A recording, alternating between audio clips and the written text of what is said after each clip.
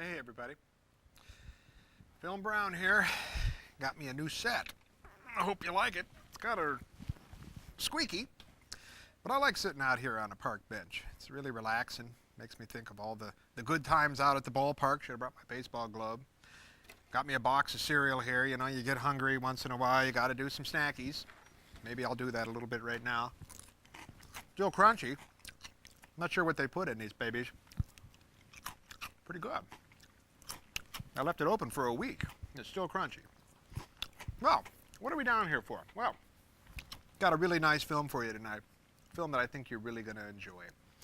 Based on this is the first of the series of the Dick Tracy films that came out of RKO in 1945. There were 4 of these films, and they were all based upon Chester Gould's 1931 cartoon comic strip character.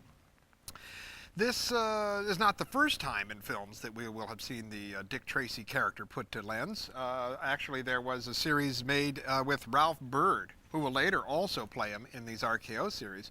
Some serials that were made in 1937 through 39. 3 serials that dealt with the Dick Tracy character. Dick Tracy was somewhat of a, kind of an interesting character when he came out. Today we think, oh, Dick Tracy, big deal.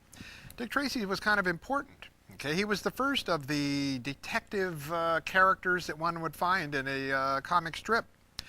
Syndicated nationwide, very popular figure.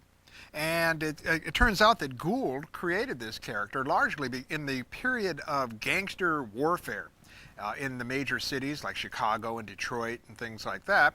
And he said, per se, that, hey, if the cops can't catch these criminals, I will create a character who can. And who is that? Plainclothes Tracy. Now that was the original name for Dick Tracy, Plainclothes Tracy. He had created this character in a kind of a pilot strip, showed it to his editor, and his editor was the guy who gave him the idea to call him Dick Tracy, and it's stuck ever since. Nice idea.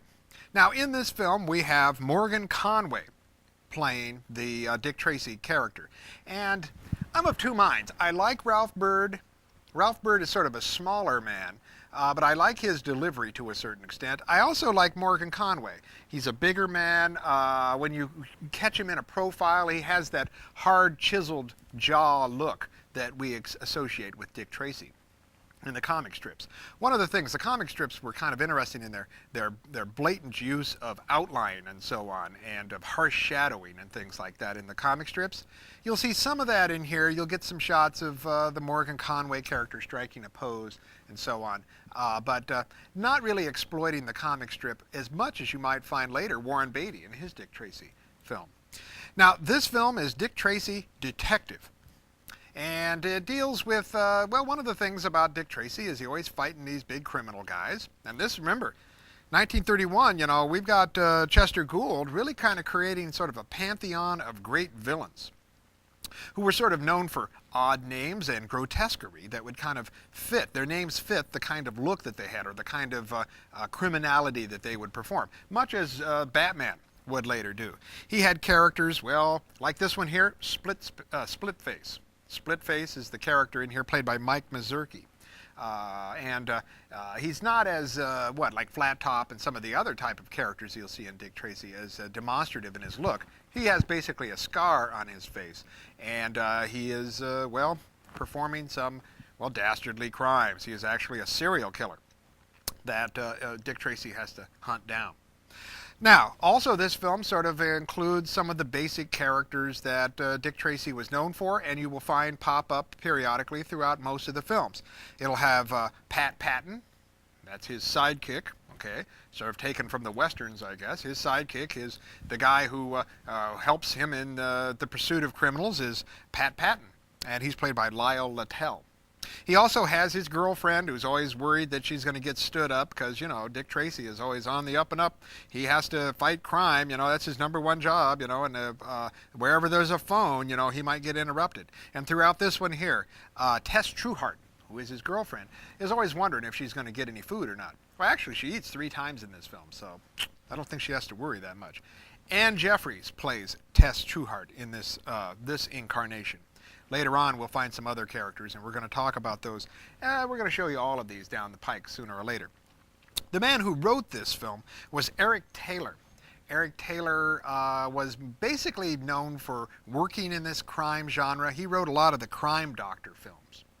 Uh, this is kind of a fun film.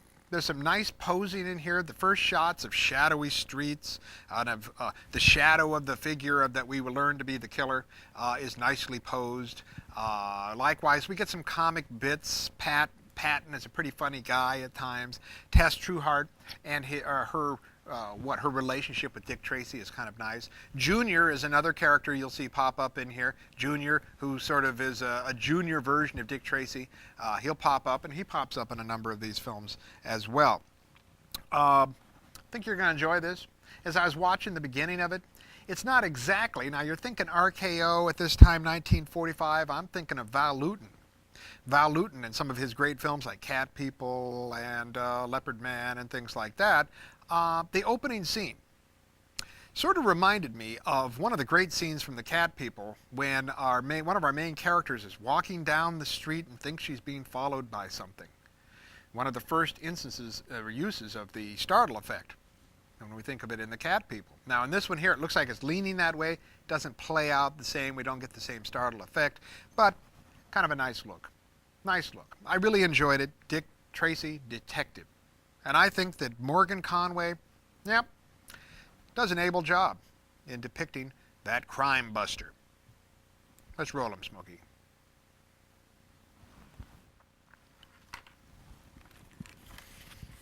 Oh, let's see. Can't believe this stuff is still fresh after a week being open.